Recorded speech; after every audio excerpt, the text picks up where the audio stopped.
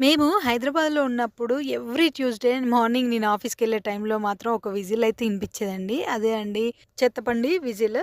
అసలు నేను మార్నింగ్ ఆఫీస్‌కెళ్ళే టైంలోనే ఎక్కడి నుంచో విజిల్ అయితే యేసుకుంటూ వచ్చేవాడు పాపం. ఒకవేళ మనకు విజిల్ వినిపించకపోయినా మన ఇంటికొచ్చి మరి "అక్క చెత్తెయ్యవా" అని అడిగేవాడు.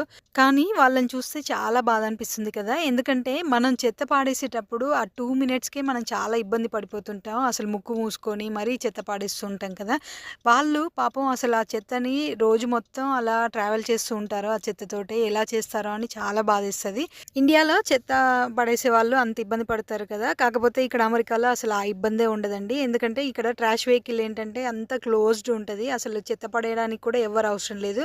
అవే ఆటోమేటిక్‌గా మన డస్ట్‌బిన్స్‌ని కలెక్ట్ చేసుకుంటాయి. వీళ్ళు పర్సన్స్‌తో పని లేకుండా మంచిగా అడ్వాన్స్ టెక్నాలజీ అయితే బాగా యూజ్ చేస్తారు. కాకపోతే ఒక్క నెగెటివ్ పాయింట్ మనకేంటంటే ఒక్కసారి గనక చెత్త బయట పెట్టడం మర్చిపోతే మాత్రం 1 వీక్ వరకు వెయిట్ చేయాల్సొస్తది.